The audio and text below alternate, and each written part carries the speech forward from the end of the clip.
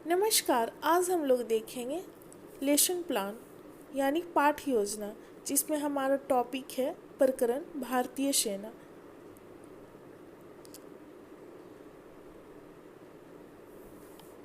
सबसे पहले होता है विद्यालय का नाम, छात्र अध्यापक या अध्यापिका का नाम, आप जो भी हैं, क्रमांक, विषय विषय हमारा सिविक्स में है, सिविक्स का लेसन प्लान है ये, जिसका टॉपिक है प्रकरण है भारतीय सेना। फिर वर्ग, अवधि, घंटी, दिनांक, सत्र। फिर उसके बाद आता है समान उद्देश्य।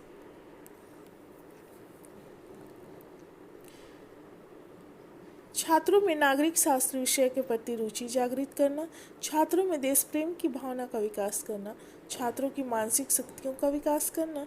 चौथा, छात्रों की दृष्टिकोण में व्यापकता का विकास करना, छात्रों की तार्किक शक्तियों का विकास करना। अब है विशिष्ट उद्देश्य, जो हमारा प्रकरण टॉपिक पे आधारित होता है कि इससे छात्र क्या सीखेंगे। तो पहला है, छात्र भारतीय सेना के संबंध में ज्ञान प्राप्त कर सकेंगे, छात्र भारतीय सेना व उसके कार्यों की व्याख्या कर सकेंगे, छात्र भारतीय सेना के कार्यों तथा संगठनों की जांच कर सकेंगे, छात्र अपनी सेना को चार्ट द्वारा प्रदर्शित करने का कौशल विकसित कर सकेंगे, छात्रों में भारतीय सेना से संबंधित पत्र पत्रिकाओं को पढ़ने की रुचि विकसित हो सकेगी। उसके बाद आता है सहायक शिक्षण सामग्री। तो इसमें पढ़ाने के दौरान क्या प्रयोग किया गया जाएगा, जब योजना बनाते हैं तो उसमें आ जाएगा चौक, डस्टर, पॉइंटर, चार्ट, श्यामपट्ट, अन्य शिक्षण सहायक सामग्री। शिक्षण विधि, किन विधि का प्रयोग किया जाएगा पढ़ाने के दौरान, तो व्याख्यान एवं प्रश्नोत्तर विधि। पूर्व ज्ञान, तो इसमें हो जाएगा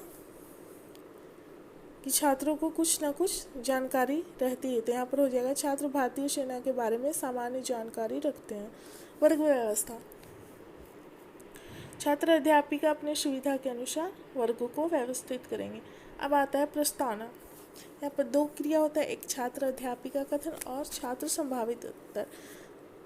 छात्र अध्यापिका कथन में टीचर के द्वारा, छात्र अध्यापिका के द्वारा प्रश्न किया जाता है छात्रों से, और वहाँ पर दूसरे कॉलम में छात्र उत्तर देते हैं, और लास्ट में हमारा टॉपिक, जिस टॉपिक को मुझे पढ़ाना है वो निकल कर आना चाहिए।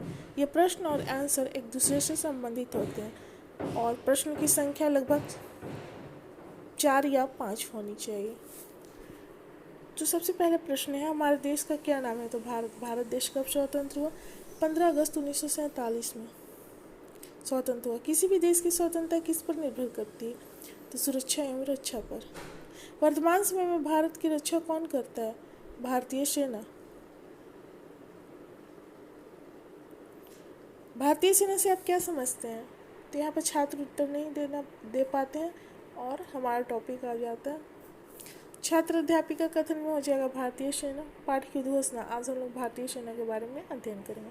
अब यहाँ पे 4 कॉलम बनता है, एक शिक्षण बिंदु, छात्र अध्यापिका क्रियाशीलता और छात्र क्रियाशीलन और श्यामपट्ट कार्य।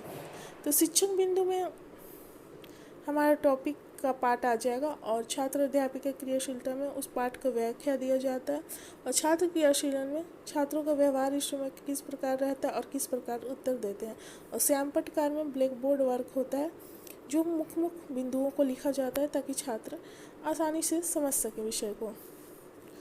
तो सबसे पहला सेना, हमारा टॉपिक है भारतीय सेना, जिसमें 3 सेना हो जाता है, स्थल, जल और वायु। तो सबसे पहले स्थल सेना देखते हैं। यह संसार की शक्तिशाली सेनाओं में से एक है। इसका मुख्यालय नई दिल्ली में स्थित है। इसके सबसे बड़े अधिकारी को थल सेनाध्यक्ष जनरल कहा जाता है। भारतीय थल सेना 5 कमांड पश्चिमी, पूर्वी, दक्षिणी, उत्तरी और केंद्रीय में विभाजित है का नहीं है वहाँ पर। प्रत्येक कमांड का सर्वोच्च अधिकारी general officer commanding in chief कहलाता है। ये सहसेनाध्यक्ष, उपसेनाध्यक्ष, adjutant general, quarter master general आदि अन्य सेना के बड़े अधिकारी होते हैं। वहाँ पर छात्र क्रियाशीलन में देख लेंगे, छात्र ध्यानपूर्वक कक्षा में छात्र अध्यापिका द्वारा पढ़ाए जा रहे कथनों को सुनेंगे। अब जो व्याख्या दिया गया है उसी से संबंधित प्रश्न किया जाता है छात्रों से, तो उसे बोधात्मक प्रश्न कहते हैं। तो पहला प्रश्न है छात्र अध्यापिका के द्वारा किया जा रहा है, थल सेना का मुख्यालय कहाँ है? तो छात्र उत्तर देते हैं थल सेना का मुख्यालय नई दिल्ली में। दूसरा, इसके सबसे बड़े अधिकारी को क्या कहते हैं? तो इसके सबसे बड़े अधिकारी को थल सेनाध्यक्ष जनरल कहते हैं। भारतीय थल सेना कितने भागों में विभाजित है? तो 5 कमांडों में विभाजित है। थल सेना के अन्य 2 बड़े अधिकारियों का पद बताएं? तो उपसेनाध्यक्ष, सहसेनाध्यक्ष। और श्यामपट्ट कार्य में देख लीजिए, हमारा टॉपिक है यहाँ पर अभी चल रहा है थल सेना, स्थल सेना। तो मुख्यालय नई दिल्ली, शक्तिशाली सेना, बड़े अधिकारी थल सेनाध्यक्ष, जनरल कमांडर। अब उसके बाद आ जाते हैं जल सेना या नौसेना भी कहते हैं। समुद्री सीमा की रक्षा के लिए इस सेना का गठन किया गया है। इसका सर्वोच्च अधिकारी नौसेनाध्यक्ष एडमिरल कहलाता है। इस सेना के 3 कमान है, पश्चिमी कमान, पूर्वी कमान और दक्षिणी कमान। पश्चिमी कमान का मुख्यालय मुंबई, पूर्वी कमान का मुख्यालय विशाखापट्टनम तथा दक्षिणी कमान का मुख्यालय कोचीन में है। प्रत्येक कमान का मुख्य अधिकारी flag office commanding in chief होता है। यहाँ पर छात्र क्रियाशील में हो जाएगा। छात्र कक्षा में अनुशासन बनाए रखेंगे। ब्लैक बोर्ड वर्क में देख लेते हैं। समुद्री सीमा की रक्षा के लिए इन सेना का गठन किया गया है। इनका सर्वोच्च अधिकारी नौसेनाध्यक्ष कहलाता है। इस सेना का 3 कमान है। अब बोधात्मक प्रश्न, जो व्याख्या दिया गया उससे संबंधित प्रश्न।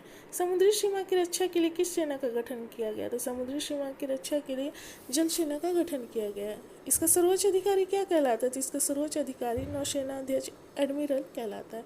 तीसरा प्रश्न, इस सेना की कितनी कमान है? तो इस सेना की 3 कमान है। चौथा प्रश्न, पूर्वी कमान का मुख्यालय कहाँ है? तो पूर्वी कमान का मुख्यालय विशाखापट्टनम में है। अब आते हैं स्थल देख लिए, जल देख लिया और वायु सेना देखना। भारतीय वायुसेना को आकाश युद्ध का प्रशिक्षण दिया जाता है। इसका सबसे बड़ी अधिकारी वायुसेना अध्यक्ष एयर चीफ मार्शल कहलाता है। भारतीय वायुसेना के 4 प्रमुख कमांड होते हैं, पश्चिमी वायु कमांड, पूर्वी वायु कमांड, पश्चिम कमांड और रख रखाव कमांड। भारतीय वायुसेना में 45 स्क्वाड्रन है।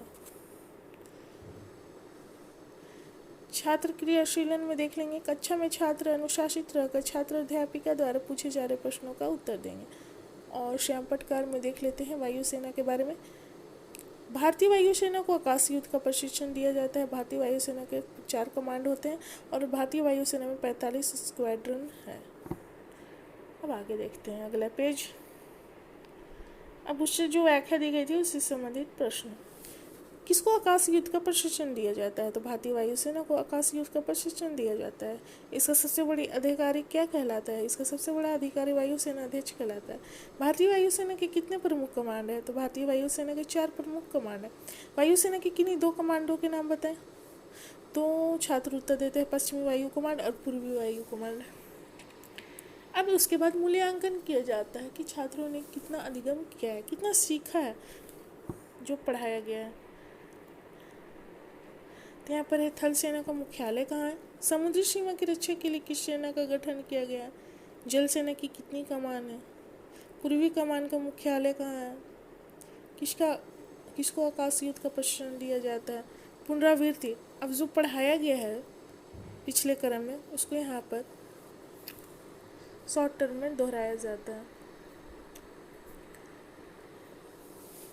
तो थल सेना संसार की शक्तिशाली सेनाओं में से एक है। थल सेना का मुख्यालय नई दिल्ली में। वायुसेना को आकाश युद्ध का प्रशिक्षण दिया जाता है। समुद्री सीमा की रक्षा के लिए जल सेना का गठन किया जाता है। वायुसेना के 4 प्रमुख कमांड होते हैं। अब उसके बाद गृह कार्य दिया जाता है, बच्चों को होमवर्क दिया जाता है।